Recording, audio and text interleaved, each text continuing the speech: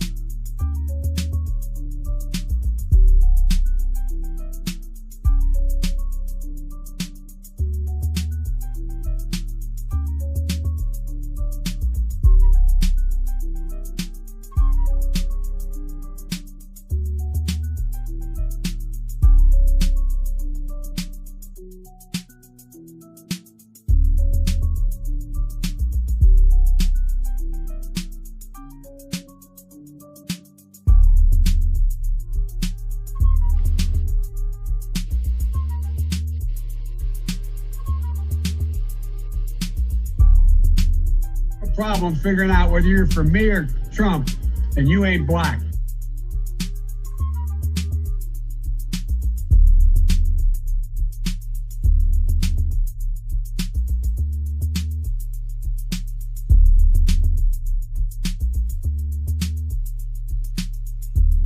Did you say nigga? You can kill all the black folks you want, baby, but you will not kill the freedom of black folks. It's coming. We're going to get it. We fought every one of your damn lousy wars, baby, and you give us nothing. Now the war is going to be here, but we're going to be free. Now you kill you want to, but we kill too.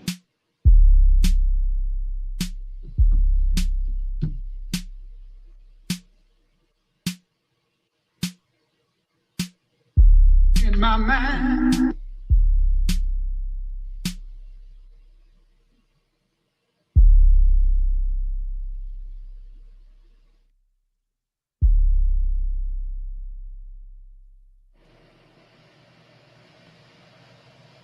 You know, this revolution is filled with so many ironies. And there it is. That it is manly to keep your word, right? If you are a man, you keep your word. Good afternoon.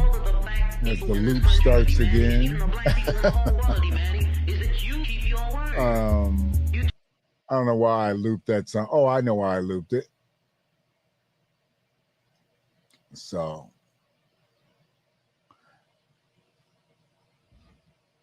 I was trying to figure out another bid. Let me bring this in here, see if I can get this in here underneath before I get started.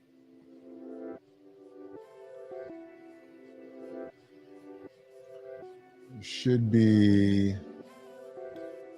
another sound that starts coming in there. I was trying to actually blend them in, but it didn't work. I just played one over. This is really a test, but it's not really a test because I'm actually streaming live. I didn't do any of this to rehearse. I only did my research on what I'm going to be speaking of.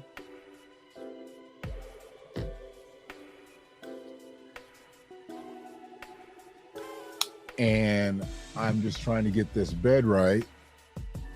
So hopefully my voice is clear and it's not drowned out by the music. I think that's...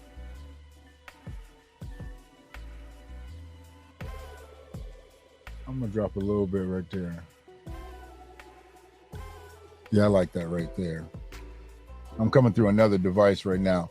Well, good afternoon.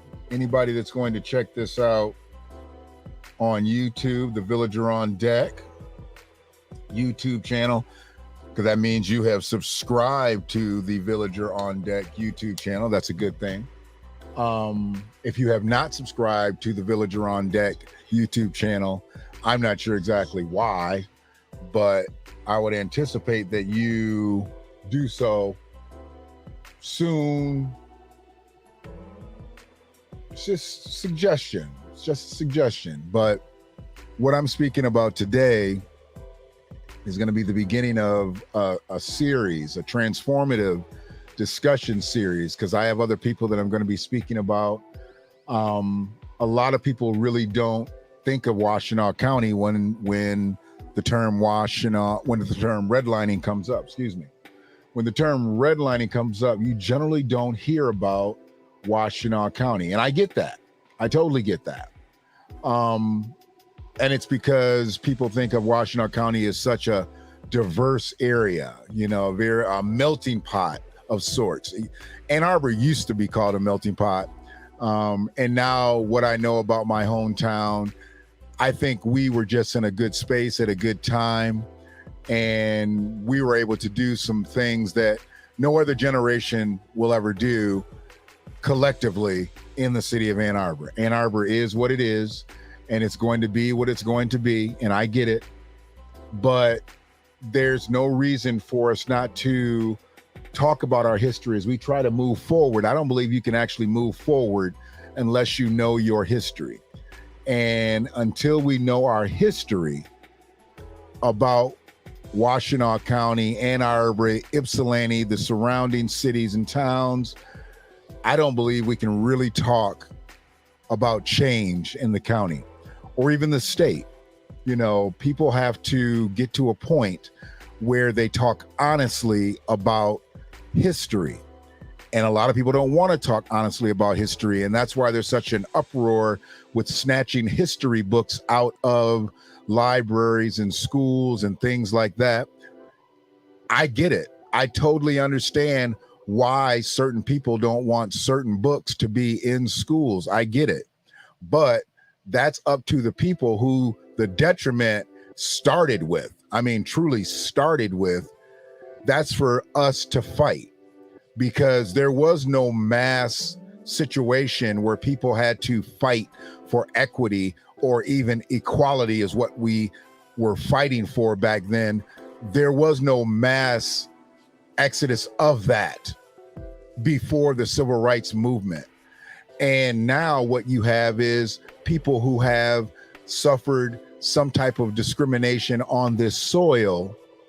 Now they're looked at as equal to what has happened on this soil for the last several hundred years.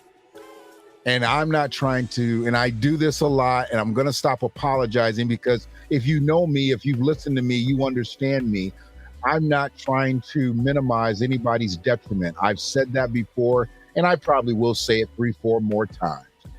but I'm not trying to minimize anybody's detriment. I would never try to minimize anybody's detriment. But what I'm not going to do is I'm not going to allow anybody to ever shoehorn in on the greatest travesty that this planet has ever known, and that was the chattel slave trade here in America. I know that there's been enslavement periods and camps and this and that all over this globe, but I'm talking specifically on this soil. And I'm going to break things down with redlining that were rooted first, obviously, in slavery. When I'm talking to other people, I definitely want to be able to do that. What I'm doing today is really just laying the groundwork. So this is really just the opening of a wound.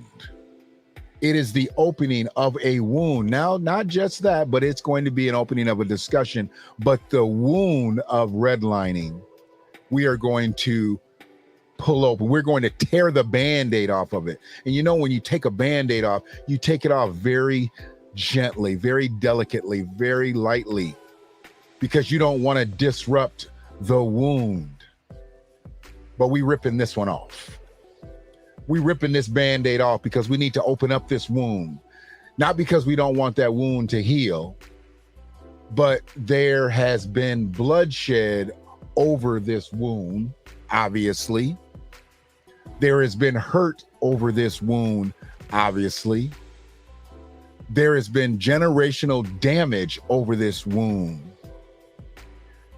And we can't just be delicate with it. We can't just be light with it. We just can't be gentle with it. We've got to rip it off. We've got to open up, give it some air. We'll keep it clean. We'll keep the wound clean, you know, but the wound has to be open so we can have it heal properly, because we're never going to have it heal properly unless we cleanse the wound and we get the wound its proper, not just what's available.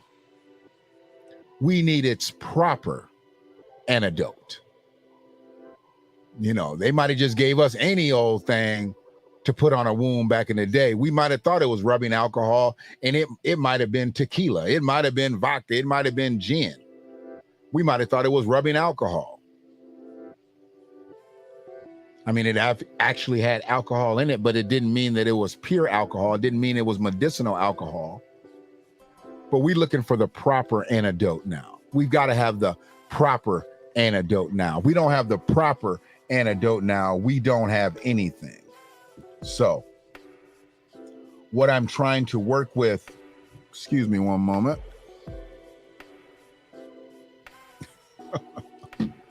Sorry, I got two messages right in a row. It was from the same post.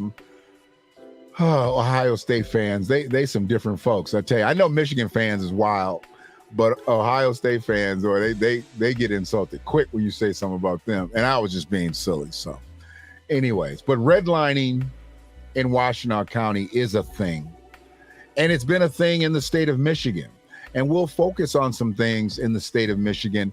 But today specifically, I really wanted to open up the wound and talk about Washtenaw County and its practice, its predatory practice of redlining. And where we start today, I want to get into talking about traditionally what people think about redlining, because they think specifically about housing. But we're going to dig deeper into redlining as we talk about things in this transformative discussion series. Redlining affects your housing. It affects your education. It affects your employment. Redlining affects who you have relationships with. And we're going to get real deep into that, because I know some of you think you have people in your life that you call your friends, but I have to ask you, have you ever been to their house? Have they ever invited you to their home? They say you are friends, but have they ever invited you to your home, into their home? And you may have invited them and they probably declined. But even the ones who did come to your home, the ones who accepted your application, because that's what it is pretty much when you're filling it out, your invitation, have they ever given you an invite to their home? That's when you know they're your friend. If they invite you into their home, not you inviting them into yours, because you're all too happy to get them into your home. But have they ever invited you into their home? Something to think about as we move through the discussion. But today we're specifically talking about Washtenaw County. Washtenaw County, my home county, Ann Arbor, Michigan, my hometown. We're not going to have too many positive things to say about some of the things that we're going to discuss, whether it be today or in the near future.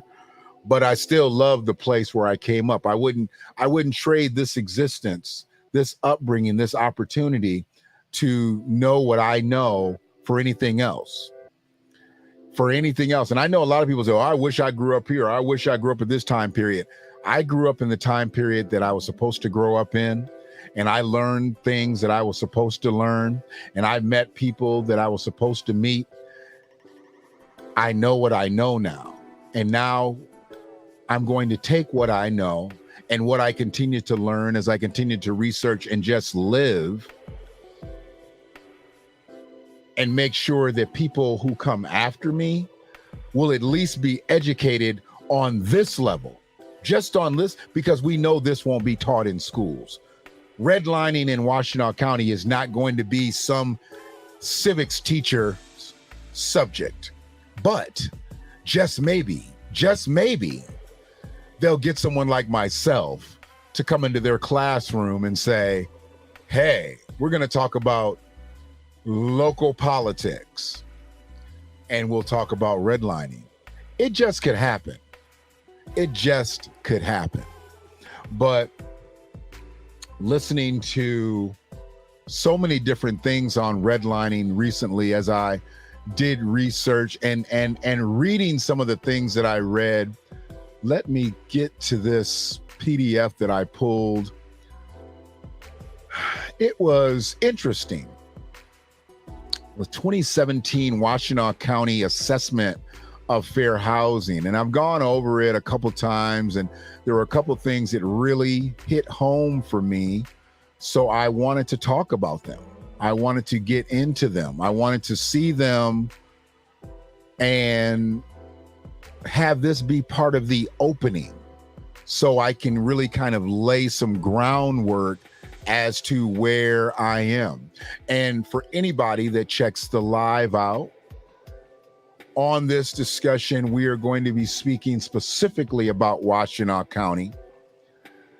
As we move through this transformative discussion series, we'll talk more about things in the outline areas, but right now it's about home.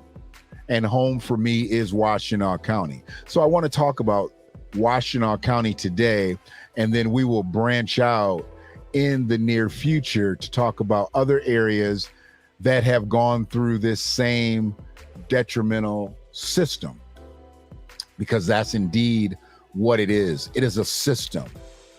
Redlining is a system.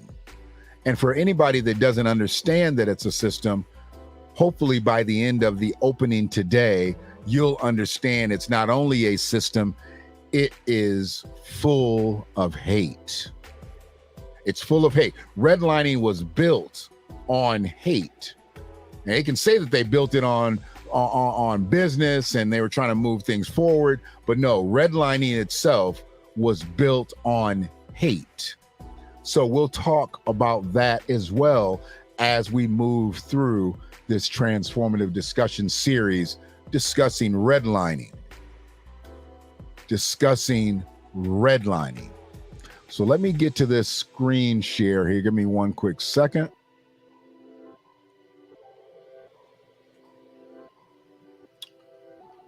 All right.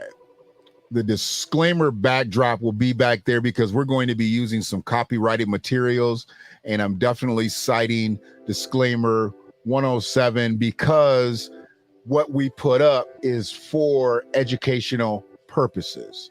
And as you can see at the bottom of disclaimer 107, and it's transformative in nature. I didn't know that that was actually there. That is not me being key and correct with my words. That just happened to show up on the screen the way it is.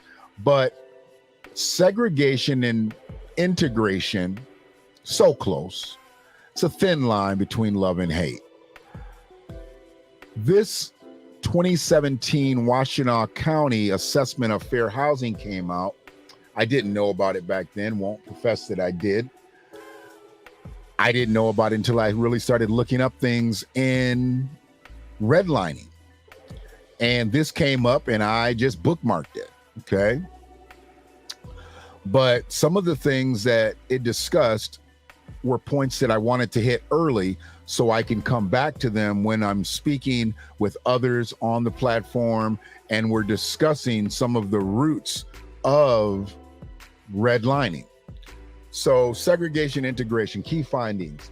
A history of racism, segregation, and exclusion still has a negative impact on neighborhoods with high concentrations of people of color. I'm going to change that at most times to Black people. So if you're listening to this, whether it be on the live or the playback, please understand I don't use that term. I say Black people. And I'm going to say, as much as I can remember, I'm going to say Black Americans or American Blacks. I'm not going to say just Black people and just negate the history of the descendants and the actual slaves who migrated to Michigan. I'm not going to be disrespectful, but when I say American Blacks or Black Americans or even American freedmen, you'll understand who I'm speaking about, because when I speak of people of color, I could be speaking about anybody with melanin in their skin. So, a history of racism, segregation, and exclusion still has a negative impact on neighborhoods with high concentrations of Black people. Primarily located on the east side of the county. Increased demand and housing prices in the Ann Arbor area exacerbate this problem. According to the 2015 Housing Affordability and Economic Equity Analysis, the reality is that Washtenaw County has two distinct housing markets. One is fundamentally strong, anchored by the city of Ann Arbor. The other is the city of Ypsilanti, and Ypsilanti Township is fundamentally weak and in some respects abject distress. The former has high quality of life and excellent public schools. The latter faces real challenges. The former does not have a perception problem when it comes to safety and housing equity. The latter does. Now, we'll debunk all that eventually, because Ann Arbor is as jacked up as most people who know Ann Arbor, know Washtenaw County, know anything. They know that Ann Arbor is a good facade to say, yeah, we don't have the same issues going on around here. Well, not in numbers, no, but there still are problems, and there are problematic areas that are densely populated with Black people. And those areas they call them high concentrations. Okay, I get it. But those are also the areas where there's the fewest resources. Those are the areas where there's the poorest people, fewest resources. Schools, they're not up to the same structure as areas where there's a level of affluence in Ann Arbor. So those things all need to be brought out. And when you're speaking about redlining, it's just not about white people didn't like Black people and they didn't want to live by Black people. No, this is a system. This is a system. It's part of systemic racism. It's part of white supremacy. This is a system. This wasn't just a plan that a few old white men sat around and thought up. This system was nationwide. And the way they worked it in Washtenaw County, they mastered it. They literally mastered it without much fight. So we'll continue. This dynamic is a function of previous segregation policies. Without targeted intervention, the status quo will continue and will advantage and reward primarily white, middle class, and upper middle class populations in the county. It will also exacerbate the lack of opportunities for Black people, not communities of color, Black people, because we don't have no communities. We have a few neighborhoods that we have high concentrations of Black people, but not communities of color.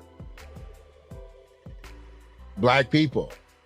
It will also exacerbate the lack of opportunities for Black people, particularly on the east side of the county. The history of segregation in the urban county. In the urban county, you know, when they say urban, they mean Black. They don't ever say urban and mean not Black. You're never, ever going to hear anybody say the word urban and mean not Black. It's always going to be Black. Now, they can say Black and brown if they want to, but the term urban came from areas populated by Black people. They didn't come from areas populated by Black and brown people. They didn't come from areas populated by people of color. They didn't come from areas populated by BIPOC. They came from areas populated by Black Americans, American Blacks, American freedmen, not POC. In the early 18 to 1900s, Ypsilanti was home to a free Black population, many of which were laborers and slaves fleeing the impact of the Fugitive Slave Act. The area was also a part of the broader network in Michigan and Ontario that served as a connection to Canada as a part of the Underground Railroad. Many of this population located in the area, which now considered historic South Side Ypsilanti. Everybody knows the South Side. If you know Ypsilanti, you know the South Side. And you know who's lived over there in mass for years on the South Side of Ypsilanti. We're going to bring a lot of that out. How they placed us. Because we were placed in certain areas. We were placed in certain areas. There were certain areas only we could live in. They take our labor in most places, but they would only allow us to live in some places. After the Civil War, as the Jim Crow era began, the laws codifying discrimination and segregation, separate districts for African American cultural and social organizations and businesses grew in Ypsilanti, Ann Arbor, and other communities in the area. When I'm reading it in context, I'm going to say African American, but y'all know I don't use that word, right? Discriminatory practices. Specific to housing, there are no historical redlining maps as there are for Detroit, Cleveland, Philadelphia, and many others. However, similar practices were in place, including the limitations on where African Americans, Black Americans, American Blacks, American freedmen, or former slaves could purchase homes. The practice of using racially restrictive covenants in subdivisions to prohibit African Americans ownership or residence, and lending policies directing African Americans to specific communities. So when they get this right, I have to give them credit. They do get this right here when they say African Americans, except they don't get it right because they don't say American freedmen, or they don't say American Blacks, or they don't say the American Negro. They say African Americans, because if they'd have said people of color, if they'd have said Black and brown people, if they'd have said, just minorities, BIPOC, if they'd have said any of that, that would have let me know that they were off code all the way. And then I would have looked at this PDF as something as suspect. I think that they were doing the best that they could with this project, and this is why I chose this one to speak on. Oral histories provide stories of housing discrimination and segregation instances in which people of color were denied home loans in some communities while being directed to specific African American areas in the county. For example, in response to a surge of employment for the Willow Run bomber plant in the 1940s, African American and Black workers were not, I don't know why they separated us there. But they did. African American and Black workers were not allowed to live in most neighborhoods, but instead were permitted to live in neighborhoods already experiencing racial segregation. The south side of Ypsilanti City, so it's not Ypsilanti Township, but nobody really looks at the south side of Ypsilanti Township. It's the south side, it's in the city, was one of the few nearby areas where people of color could purchase a home. See, this is where it's weird to me. They use African American, Black, and people of color. So did somebody take over the article all of a sudden? Did somebody take this over? It went from African American to Black to people of color. Maybe the next sentence is going to be BIPOC. I don't know. What's going on with that? The south side of Ypsilanti was one of few nearby areas where Black Americans, American Blacks, American Negroes, American freedmen could purchase a home, and today is known as a racially concentrated area. They tried to check all the boxes in that paragraph. Now, this right here, this is what takes everybody else out to paint. They always like to try to shoehorn people in on the struggle of American freedmen. They always like to look at American Blacks, Black Americans, American freedmen. Y'all say African American, do what you do. But they always like to take that and shoehorn other people in on that, whether they be Hispanic people, whether it be Middle Eastern people, whether it be Asian people, whether it be whomever is not a Black American. They always want to do that. The one thing that you will not hear people talk about, you will not hear Asians talk about, you will not hear Hispanics talk about, you will not hear Middle Eastern people talk about, you will not hear anybody talk about being affected by racially restricted covenants. I have not seen any Asian, any Hispanic, any Middle Eastern, anybody else other than Black people discuss racially restrictive covenants. Why? Because nobody was really trying to buy a house that wasn't Black this early in the campaign. What was immigration? Less than 1% up to 1965? Less than 1%. So they didn't have the problems that we had. They didn't have the same struggle that we had. They didn't live the same lives that we had. They didn't die the same way that we did. So therefore, being affected by racially restrictive covenants wasn't in their play as it was in ours. As mentioned above, deed restrictions and racially restricted covenants were often used to enforce racial segregation. Records from the Washtenaw County Register of Deeds provides examples in various parts of the county used in the 1940s. Nationally, these covenants were at a height of their use from 1926 until 1948, when the Supreme Court case Shelley versus Kramer determined that the courts cannot enforce racial covenants on real estate. These racially restrictive covenants state that no person of any race other than Caucasian race can use or occupy the home. I mean, it's easy for me to say now, but for some people, it's really difficult for them to fathom that they literally put this on legal documents and people signed the shit. People signed it. No other person than a Caucasian could live in a house in certain neighborhoods. It's written. I get the whole segregation. I get Jim Crow. I get all that. But they put this in documents and it was legal. It was legal.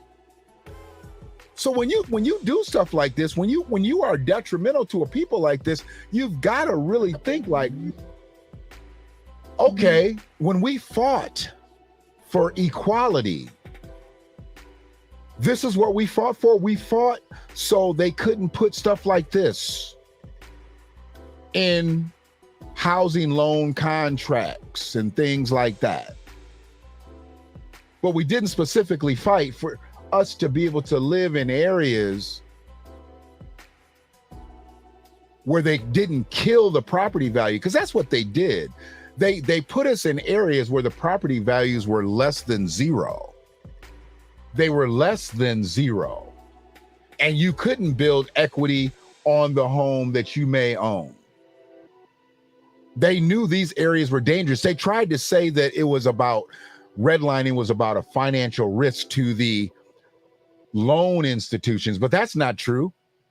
Redlining was specifically set up to where this is where Black folks can live. Y'all can stay here and everybody else can stay everywhere else. And at that point, really everybody else was white folks. It wasn't like it was a bunch of other people coming into the territory and they were saying, oh, you guys can stay over here. If there was one, two, or a few people that were not white, they generally got cast into the redlined areas too. But they weren't in mass. They didn't create communities. They didn't create whole neighborhoods. It was one, two, and a few. But who held this county down was Black people. Black people worked in the plants. Black people worked at the foundries and the this and the that and the whatever. Black people held those jobs.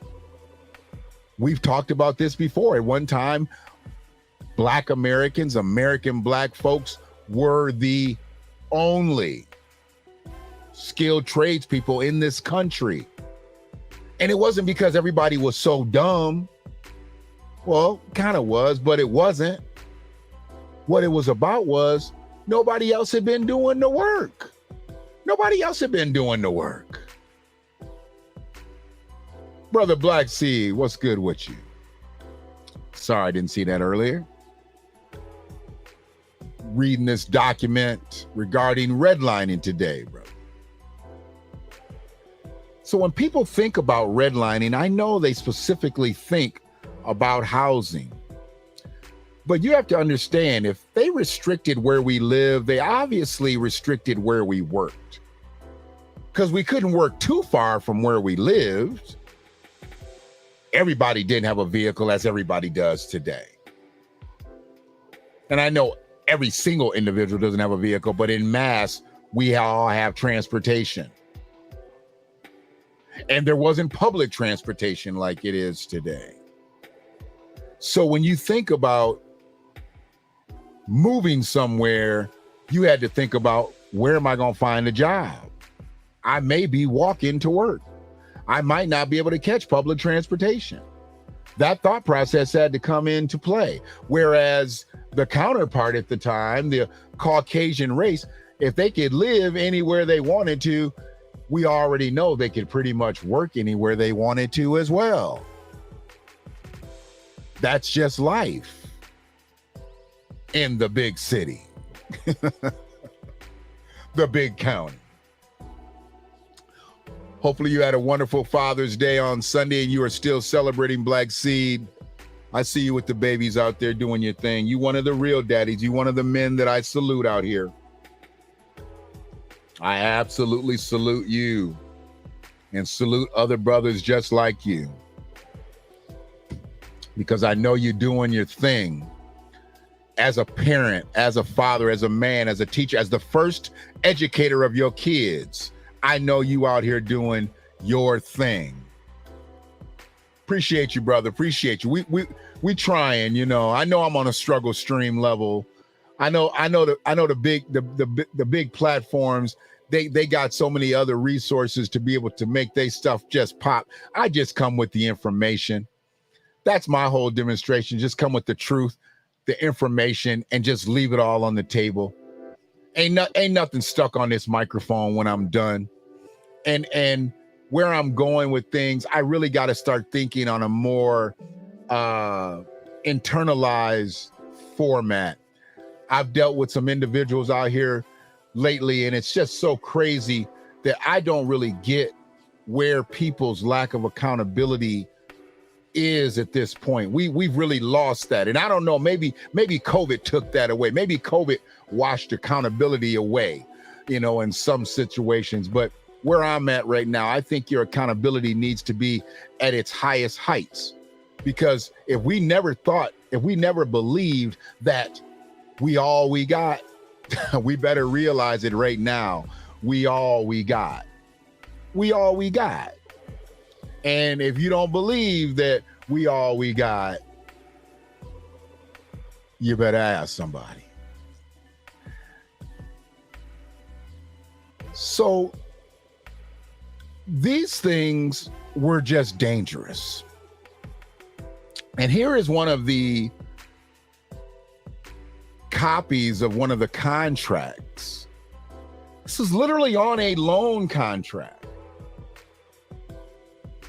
The said lots shall be used and occupied by members of the Caucasian race only. I'm reading in that top 5 fine print. This covenant and restriction shall not be interpreted so as to include bona fide domestic servants of a race or nationality employed by an owner or tenant of any of its lots, of said lots. Your maids and your butlers could live with you. They could stay with you. But you had to own the house. They could stay. They could stay and work. But you had to own the house. You had to own the house. Maids could stay. Butlers could stay. And we know who the maids and the butlers were. No persons of any race other than the Caucasian race shall use or occupy any premises or any part thereof in any said subdivision, except that this provision shall not prevent occupancy by a domestic servant of a different race domiciled with an owner. With an owner. Is that an owner of the house or is that an owner of the servant? Yeah. The contrarian is at work. Y'all know this.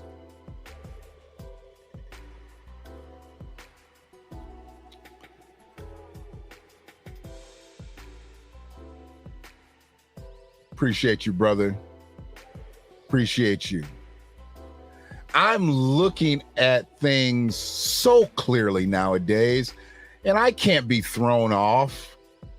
And I won't be thrown off. I know there's a whole lot of craziness going on in the county, in this political sphere, but I can't get stuck in that mud. I got to keep going. I got to keep digging. Maybe I should become an archaeologist. Everybody's going back to school and getting degrees and stuff. Maybe I should become an archaeologist because I dig for shit. I dig for shit for sport. And digging for certain things inspire me to uncover other things. And what I've uncovered in this county is that it's not just so crystal clear as everybody has always thought. Like I said, I still love it. I grew up here. I love where I am. I love who I am and what I learned from this place. But now I can't just be in love. I've got to be in labor. I got to be working out here. I got to be doing my thing for the people, with the people. It says these practices had an impact on the on the development of the region.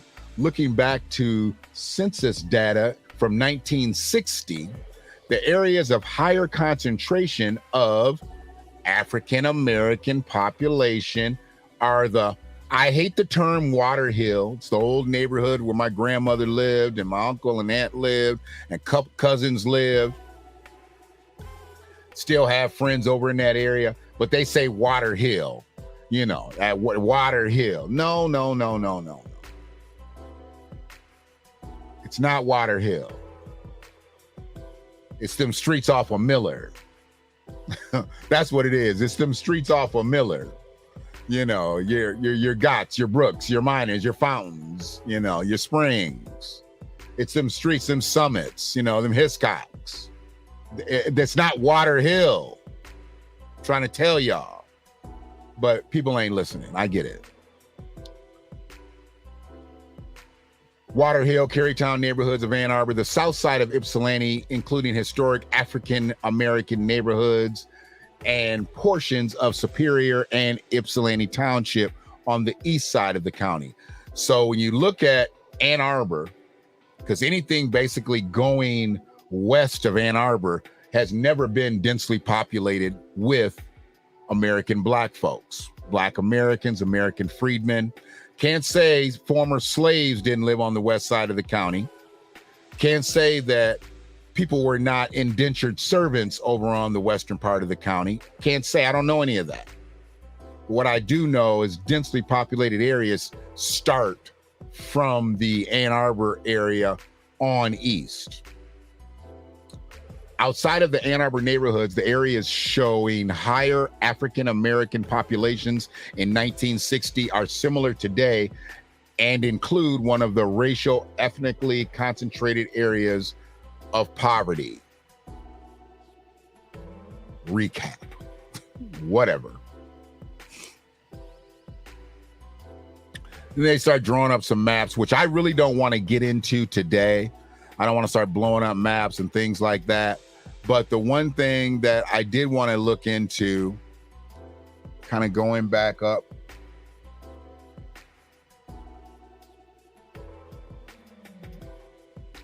it spoke on the surge of employment at the Willow Run bomber plant.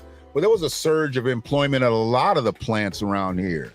GM and Ford, Chrysler, you know, all had auto plants around the areas, supplier plants, different things like that.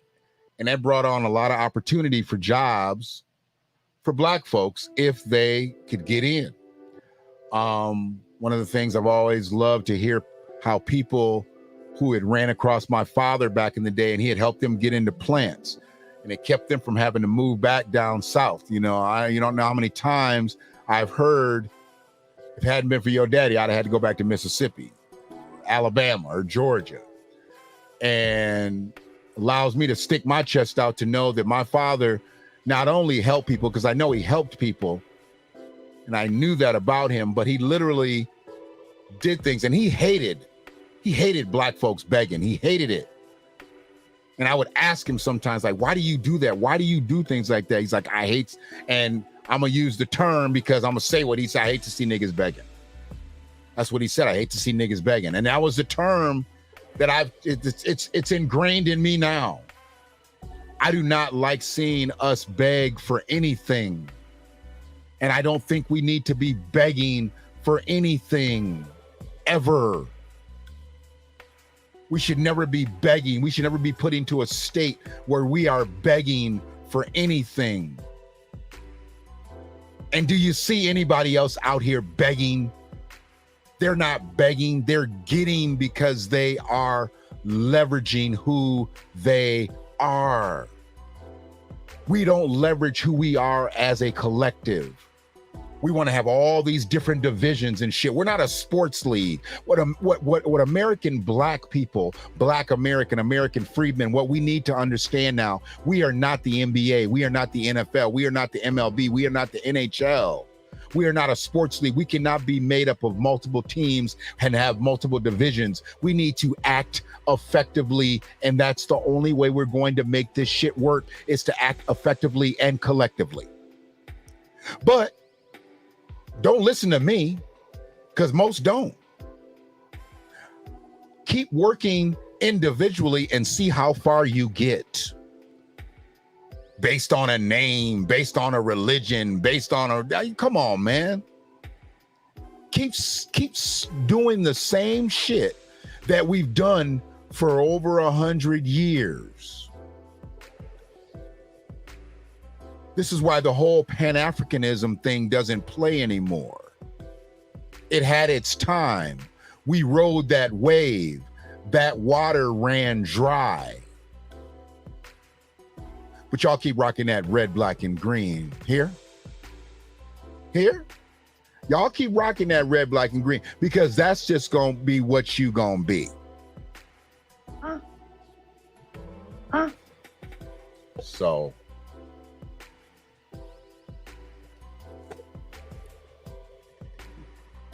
I believe that this discussion will go further with more people involved from the angles from which I'll bring them, but I'm going to be able to dig deeper with my archaeological sense. I'm going to be able to dig deeper with people who are professionals in this type of thing. See, I don't profess to know everything about redlining because I know I don't. And I learned something today, even in watching I had watched a special on redlining. I was trying to actually find the clip from that. But what I found was something that was very unique to me, because it was actually not about Washtenaw County, but it was about the city of Detroit. The city of Detroit has incurred some of the worst redlining that this country has known. And it's now minimized because now the city is making somewhat of a comeback. But I'm sorry, the city of Detroit once had 2 million people in it, and right now it only got about 600,000. So the comeback needs to be what? What's it coming back to? Because I need to know if 1.4 million black folks are going back to Detroit. That would be a comeback. But the city is not making a comeback if only white folks are moving into the city. The city is not even making a comeback if the black folks who maintain in the city continue to have babies and those people stay in the city. Because if we're still on the same economical level, then what difference does it make that we're in the city and we've got everybody thriving around us? So unless you can tell me that 1.4 million black folks are coming back to the city of Detroit, don't call it a comeback. I've been here for years. So we are where we are. Boy, I know there's going to be some people that's going to listen to this and they'll be like, Did you say nigga? I don't care. I don't care. Because my main thought about this is, since everybody's talking about the things that really don't matter, and after going to a few of these reparations meetings, people are looking at the wrong thing. They're looking at the wrong thing, and they're not talking about transformative energies. You have to talk about transformative energies. This is not a kumbaya conversation. Everybody don't belong in it. Everybody don't belong in it, and everybody don't deserve to make a decision on it. But y'all do y'all, because y'all gonna all lives matter yourself up out of nothing. This ain't about all lives mattering. This ain't even about Black lives mattering. This is about American black folks. This is about Black Americans. This is about American freedmen. This is about the people who bled and died on this soil for me and other people like me. Nobody that came to this country in the 60s, 70s, 80s, and 90s. It is what it is. So I want to look at this video. I just found this video.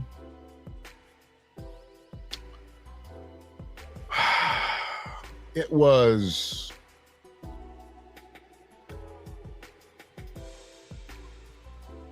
an interesting situation for me to listen to this and to know that it's just 25 miles down the road. I get it. But there were so many things that I remember growing up and going to Detroit and visiting family members and hearing some of the things of why certain family members lived in certain areas. And so many of the pieces of the puzzle are being put together by my history and my family's history. It's crazy. So let me pull this video up and you can hear it. We got that.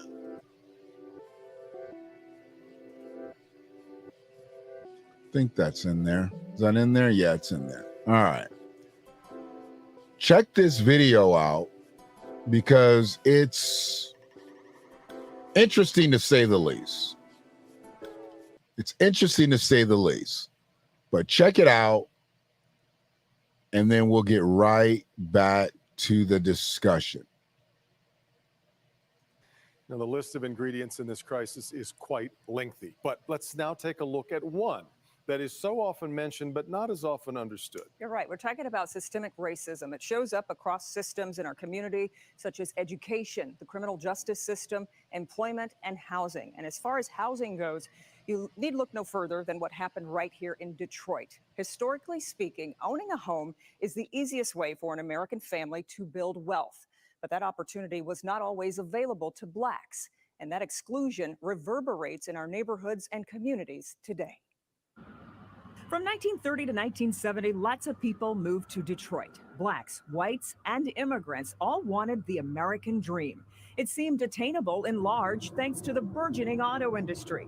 But America was still crippled from the effects of the Great Depression. To get the economy going, President Franklin Delano Roosevelt came up with the New Deal. In it, the Federal Housing Act of 1934 provided low-interest, government-backed mortgages to whites only, and even subsidized contractors to build new subdivisions as long as they promised not to sell the homes they built to Blacks and many times immigrants. So in essence, a white man and Black man of the same age, both working at, say, Ford with the same earning potential, could apply for a house in the same neighborhood, but only the white man would likely be approved. The Black man was forced to take a house in a Black neighborhood or in newly developed housing projects.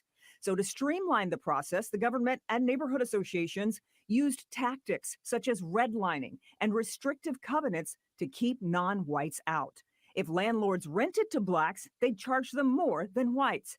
By the 60s, at the height of the civil rights movement, Blacks were fed up, not only with housing discrimination, but systemic police abuse, job discrimination, and other forms of bias. There were demonstrations, protests, and riots in Detroit and other cities across America. Whites started to feel unsafe. They moved and took their equity to the suburbs with them. Most weren't rich by any means, but they could buy better homes, maybe even borrow against their home equity to help their kids go to college. By the time Blacks had the opportunity, most couldn't catch up, further widening the wealth gap. And here is the actual deed to a home on Burnett Street on Detroit's west side that spells out in a legally enforceable contract the racial restrictive covenant. I'll read a little bit of it to you right now. It says, in consideration of the mutual covenants contained for the purpose of making and maintaining said subdivision a desirable residence for the Caucasian race, do hereby agree that we will not lease or rent any part of the subdivision to persons not of the Caucasian race. And we restrict the property now owned in said subdivision to occupancy by persons of the Caucasian race exclusively. And this was in a rider that was still attached to a deed that was issued in 1952. 1952. We talk about racism often being sort of an unwritten code. Turns out it was written too. Crazy. Like really crazy. That was a situation that existed and still exists in my mind. I mean, I don't believe that redlining doesn't exist anymore. I just think that it exists in a very strategic way. But y'all know I'm just a contrarian, so it could be just in my mind. In my mind. But the one thing that I want to do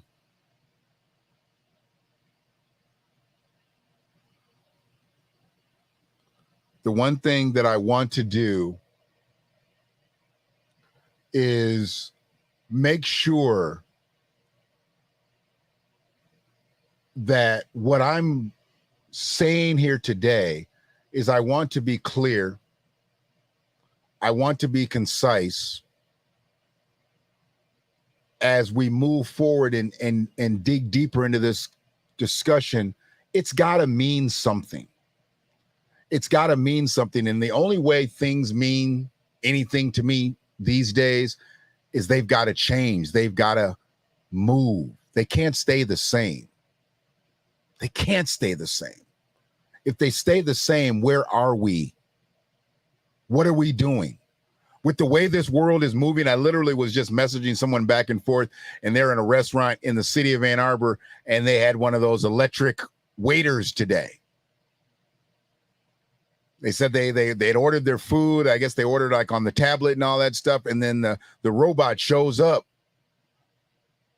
If the world is moving that fast, where you don't even need to really interact with a human anymore to order your food at a sit-down restaurant. We know that they're coming up with the drive-through automated restaurants, but a sit-down restaurant.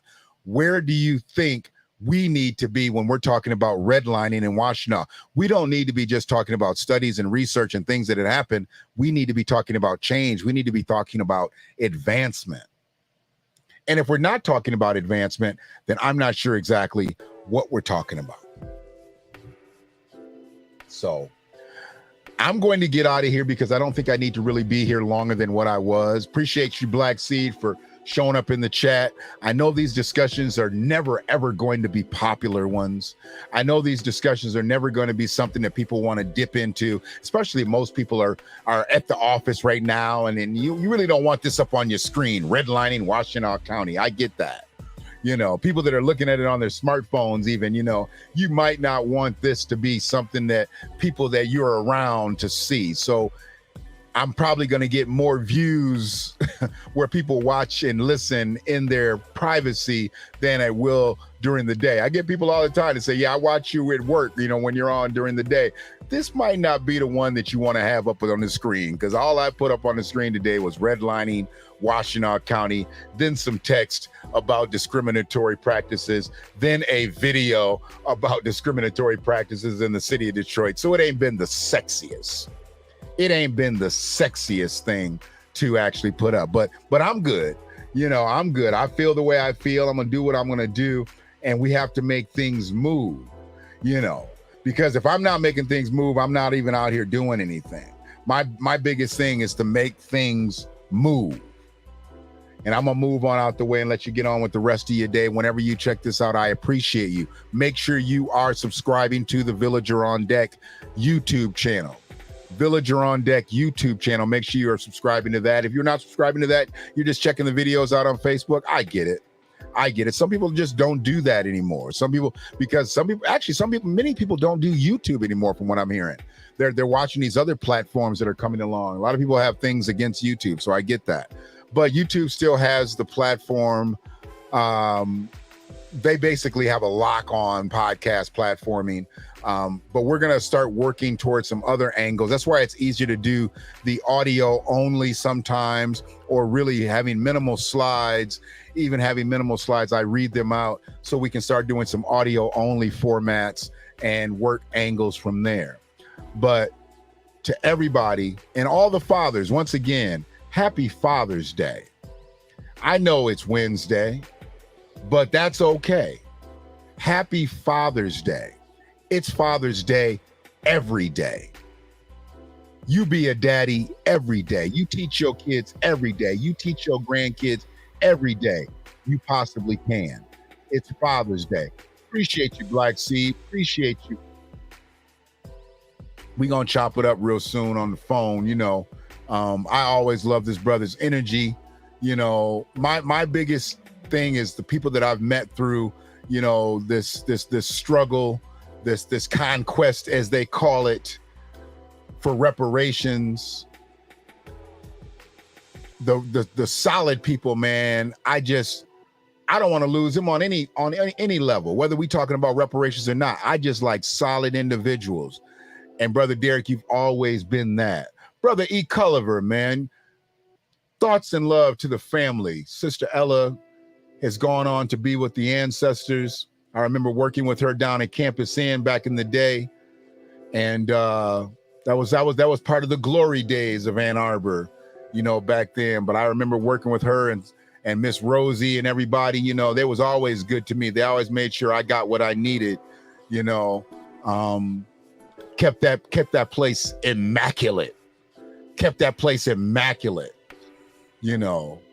And they really revolutionized what housekeeping was in these hotels around town. And they don't have that no more. They don't have that same love no more. And the way hotel rooms are cleaned today, they definitely weren't clean that way back in the 80s and the 90s and whatnot. But yes, peace and love, just you and Sister Angie. Brother Alvin, you know, she done went on to be with Brother Alvin, who left us several years back. But y'all be good out here, man. Take care of yourselves. Take care of your families. If you don't, why do you exist? You know, this revolution is filled with so many ironies, really. First, you tell us that it is manly to keep your word, right? If you are a man, you keep your word. And now all of the black people in this country are demanding, and even the black people in the whole world are demanding, is that you keep your word. You told us we were free. Well, then show us that we're free. You told us that there is justice, equality for all in this country. Well, then stick to your word and let us see the justice and equality for all. Or else admit to us that you're not a man. You're a worm. You're afraid of us. You're afraid to give us equal stand. You're afraid that if you give us equal ground, that we will match you and we will override you. Did you say nigger?